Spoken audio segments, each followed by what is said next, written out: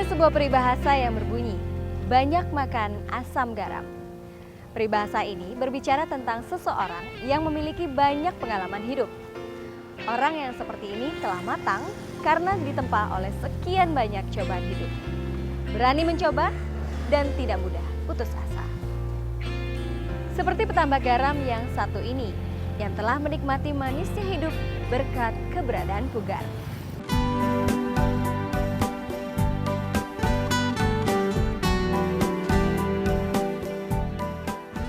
Berbicara tentang Pugar, rasanya belum lengkap bila tidak menyebut nama Sanusi.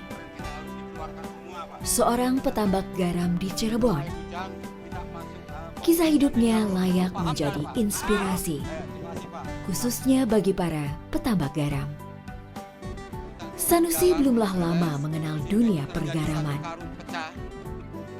Ia baru memulainya sejak 2011.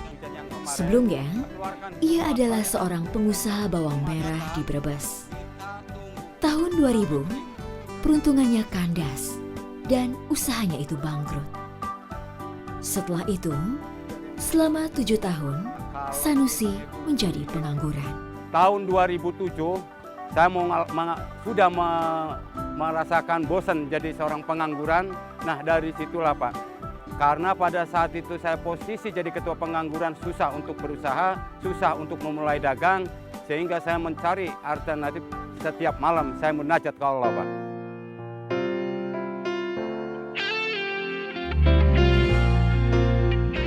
Petunjuk yang diperolehnya adalah terjun di bisnis garam. Tapi tak serta-merta Sanusi mengikuti petunjuk itu. Ia justru pesimistis tentang prospek bisnis garam. Maklumlah, dunia garam selama ini lekat dengan citra yang kumuh dan prospeknya sama sekali tidak menjanjikan. Namun karena pilihan yang tersedia hanya itu, akhirnya dilakoninya juga bisnis garam. Pengertian saya hanya garam itu hanya cuma untuk bumbu masak. Sehingga dalam pemikiran saya, kalau saya jual garam, laku nggak 1 bulan 5 ton. Akhirnya dengan ucapan bismillah, ambil garam yang ada di wilayah Cirebon, saya tawarkan ke beberapa perusahaan semuanya itu menolak. Padahal pada saat itu saya punya satu anggapan bahwa garam itu cuma 2 macam, krosok, halus, putih, hitam. Ternyata perusahaan bukan itu yang dibutuhkannya.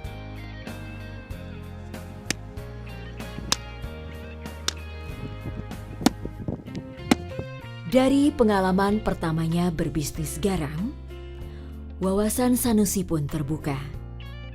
Ia pun paham bahwa ada kriteria-kriteria tertentu untuk menilai mutu sebuah garam. Dari sanalah, Sanusi kemudian melakukan eksperimen. Saya mencoba bikin garam di atas plastik, bikin 4 petak 1 meter, 1 meter, 1 meter, Pak. Saya ambil air dari laut, saya olah di sana, apa yang terjadi saya tak catat, saya tak titeni, sehingga itu ilmunya didapat dari ilmu titen. Garam hasil eksperimen itu kemudian ditawarkannya kepada sebuah perusahaan besar. Reaksinya di luar dugaan. Pihak perusahaan curiga bahwa garam yang dibawa Sanusi adalah garam luar negeri. Sebetulnya Pak Sanusi ini adalah binaan kita dan dia menawarkan suatu teknologi yang kemudian disebut teknologi ulir virtual itu. Maka di Cirebon kita bantu dia 10 hektar dan itu 100% pembiayaan dari kita. Mulailah dia menata tambaknya, membuat ulir-ulir, mengatur sirkulasi air, sehingga dengan teknologi itu ada percepatan evaporasi atau penguapan garam. Sehingga yang tadinya perlu sekitar 25 hari, itu bisa di-cut sampai setengahnya. Nah, dengan siklus produksi yang bisa dipercepat, berarti volumenya akan meningkat juga. Dengan semangat menggebu-gebu, Sanusi pun bereksperimen di lahan yang jauh lebih luas. Namun, Masyarakat sekitar yang sudah terbiasa dengan cara tradisional menganggap Sanusi sudah gila. Hampir setiap hari, lahannya dilempari kotoran. Tapi Sanusi tidak peduli. Ia bertekad untuk meneruskan eksperimennya.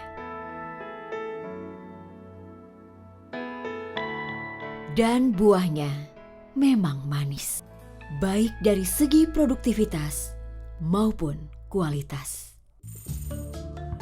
Dengan teknologi ulir filter atau TUF, setiap hektar lahan milik Sanusi menghasilkan tak kurang dari 120 ton garam dengan kualitas sangat baik.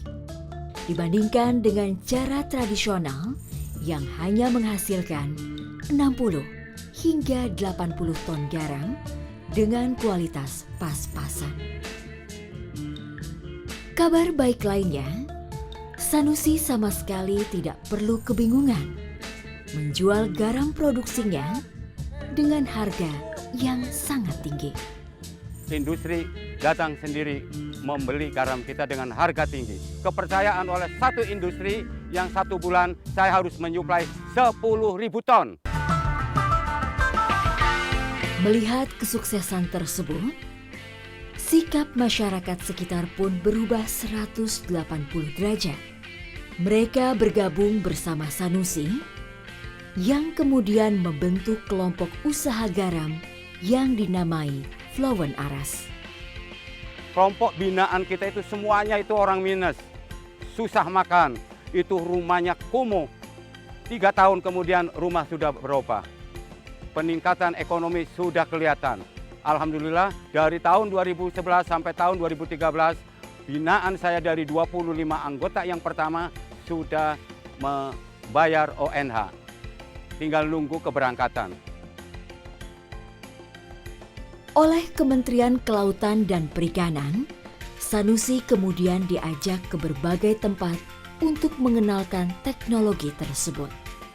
Dengan harapan agar para petambak lain tergerak untuk menerapkan TUF demi mengangkat kesejahteraan mereka sendiri.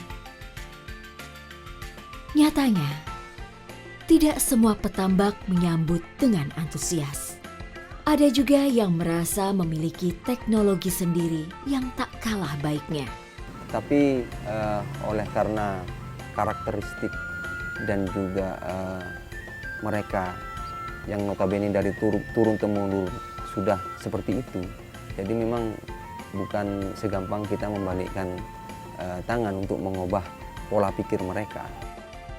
Meski demikian, Kementerian Kelautan dan Perikanan terus mempromosikan inovasi teknologi tersebut. Karena TUF terbukti mampu meningkatkan produktivitas sekaligus kualitas garam. TUF atau teknologi ulir filter masih perlu kita yakinkan orang-orang Madura agar bisa mengadopsi. Maka kita coba dengan cara yang lain, tidak harus mengatasnamakan TUF, tapi sama dengan teknologi itu, kita intervensi di Madura. Mudah-mudahan pada akhirnya orang-orang Madura bisa menerima dengan baik teknologi ini sehingga bisa diterapkan di sana. Karena bagaimanapun juga lebih dari 40% produksi garam kita berasal dari Jawa Timur, khususnya dari Madura.